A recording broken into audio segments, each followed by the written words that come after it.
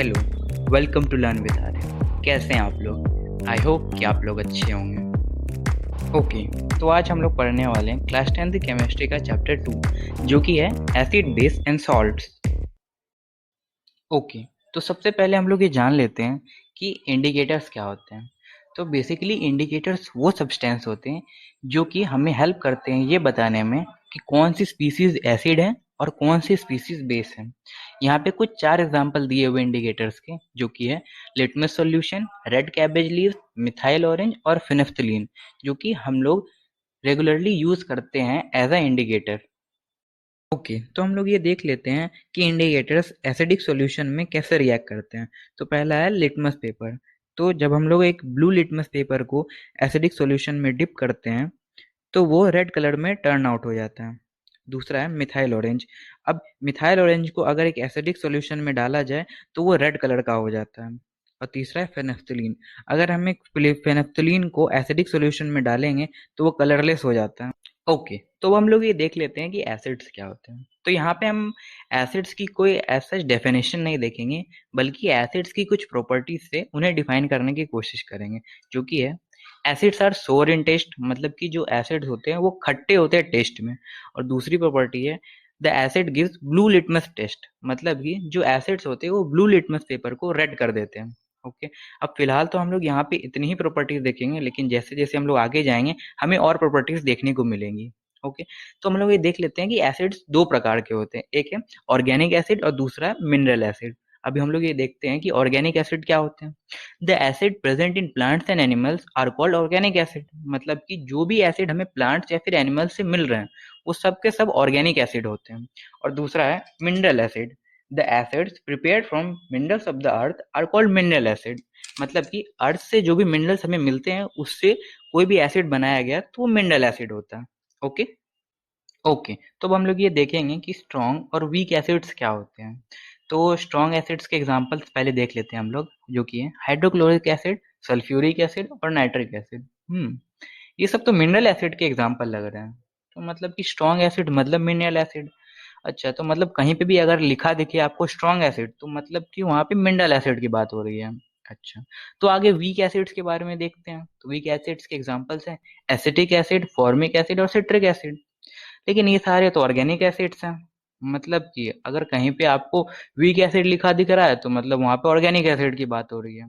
समझे? Okay, okay, तो अगला टॉपिक है डाइल्यूट और कंसंट्रेटेड एसिड। अब ये डाइल्यूट और कंसंट्रेटेड एसिड्स क्या होते हैं?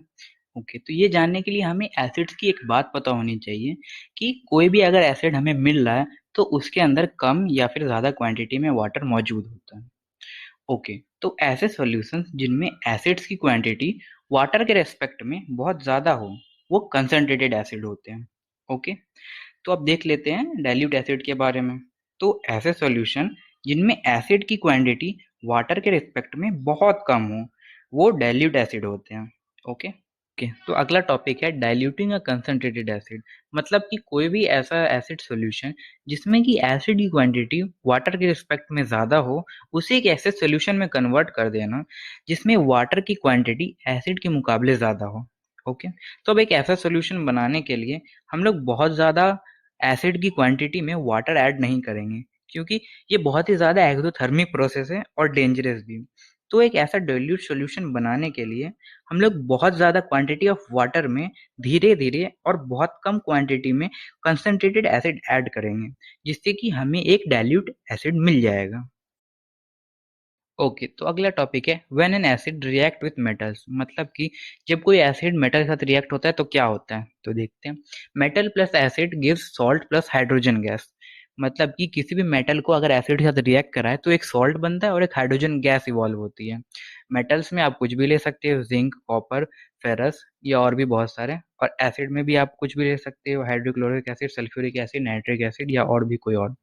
ठीक है, और हाइड्रोजन गैस तो आप जानते ही हैं H2। ओके, अब सॉल्ट की बात आई। अब कुछ लोगों को अगर डाउट है कि सॉल्ट क्या होते हैं तो मैं एक छोटा सा बता देता हूँ।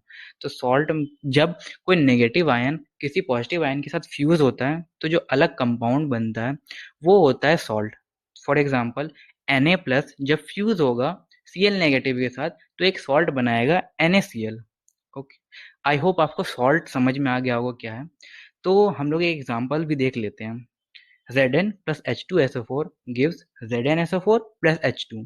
यहाँ पे मेटल है Zn, एसिड है H2SO4 और वो बना के दे रहा है ZnSO4 सॉल्ट और साथ ही साथ H2 गैस इवॉल्व भी कर रहा है। ओके, अब इसका एक और एग्जांपल है हम लोग के पास Na plus HCl gives NaCl plus H2। यहाँ पे भी हमें Na मेटल HCl एसिड दिख रहा है जो कि बना रहा है NaCl सॉल्ट और H2 गैस। ओके ओके, तो अगला टॉपिक है when acid react with metal carbonates and metal hydrocarbonates. मतलब कि कोई भी एसिड अगर मेटल कार्बोनेट्स या फिर मेटल हाइड्रोकार्बोनेट्स का रिएक्ट होगा तो फिर क्या होगा। तो देख लेते हैं यहाँ पे, metal carbonate plus acid gives salt plus carbon dioxide plus water. मतलब कि किसी भी मेटल कार्बोनेट को एसिड के साथ रिएक्ट कराया जाए तो एक सॉल्ट, कार्बन डाइऑक्साइड और वाटर हमें मिलेंगे। ठीक है, अब यहाँ पे मेटल कार्बोनेट क्या होता है वो जरा देखते हैं कि कोई भी मेटल और उसके साथ में कार्बोनेट जुड़ा हुआ। कार्बोनेट मतलब कि CO3। ठीक है, अब यहाँ एक एग्जांपल देख लेते हैं। Na2CO3 plus 2HCl gives 2NaCl plus CO2 plus H2O। यहाँ पे Na2CO3 ये है हमारा मेटल कार्बोनेट, 2HCl है हमारा एसिड और ये हमें दे रहा है salt, 2NaCl, carbon dioxide CO2 और वाटर H2O। ओके, अब आगे देख लेते हैं मेटल हाइड्रोकार्बोनेट्स में क्या होता है। Metal hydrocarbonate plus acid gives salt plus carbon dioxide plus water. मतलब कि यहाँ पे भी सेम ही रिएक्शन हो रही है। ओके, अब इसका एक एग्जांपल भी देख लेते हैं। NaHCO3 plus HCl gives NaCl plus CO2 plus H2O। अब यहाँ पे आप देखेंगे मेटल हाइड्रोकार्बोनेट में क्या है, एक मेटल है, एक हाइड्रोजन आइटम है और एक कार्बोनेट है CO3 प्लस HCl है और साथ में वो दे रहे हैं NaCl plus CO2 plus H2O। I hope आपको समझ में आ गया होगा।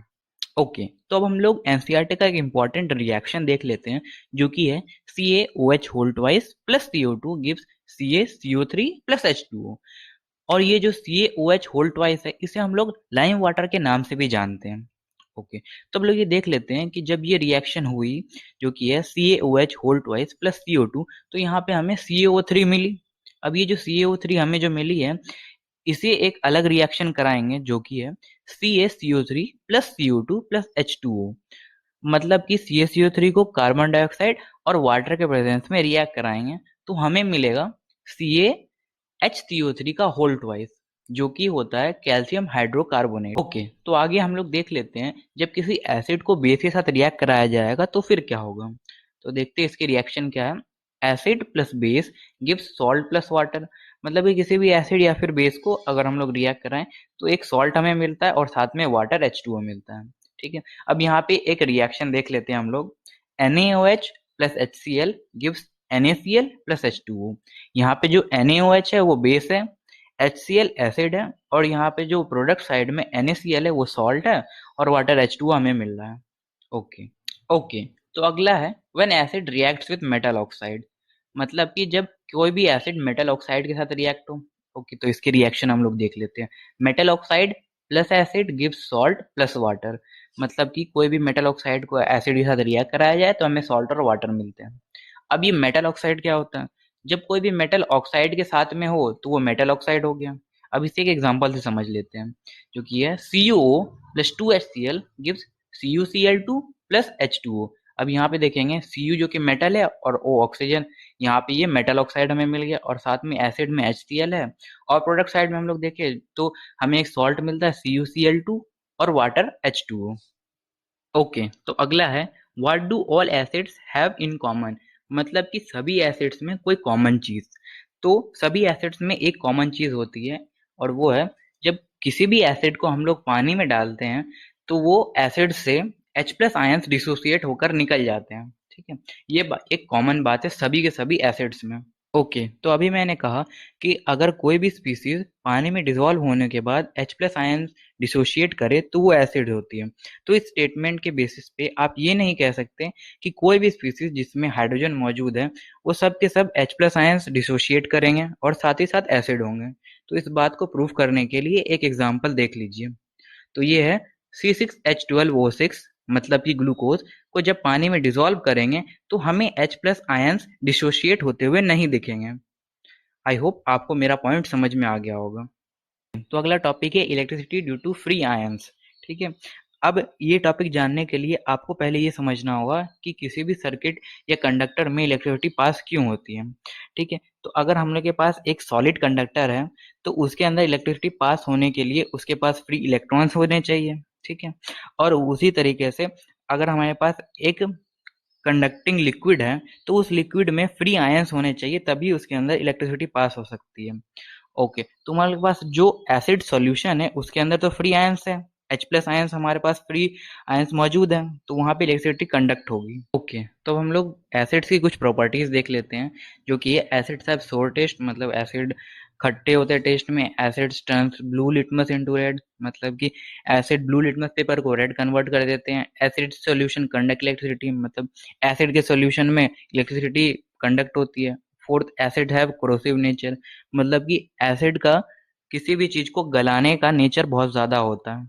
ओके, तो अब मैं आपको एक बहुत इंपॉर्टेंट पॉइंट बताने वाला हूँ, जो कि है कि अगर कोई भी एसिड है वो अपनी एसिडिक प्रॉपर्टीज तभी दिखाएगा जब तक उसके अंदर थोड़ी सी भी मात्रा में वाटर मौजूद हो, और अगर किसी भी एसिड में वाटर मौजूद नहीं है तो वो अपनी कोई भी एसिडिक प्रॉपर्टीज शो नहीं करेगा। ओके, तो आपकी केमिस्ट्री की चैप्टर 2 के एसिड्स वाले पार्ट पूरा का पूरा कंप्लीट हो चुका है, विथ एक्टिविटीज सारा का सारा कंप्लीट हो चुका है। और अगर आपको कहीं पे भी कोई भी डाउट है तो आप मुझे कमेंट करके पूछ सकते हैं, मैं ज़रूर से ज़रूर आपकी हेल्प करूँगा। और अगर आपको वीडियो पसंद आई तो please hit the like button और शेयर करें अपने दोस्तों के साथ, एंड प्लीज़ डू सब्सक्राइब।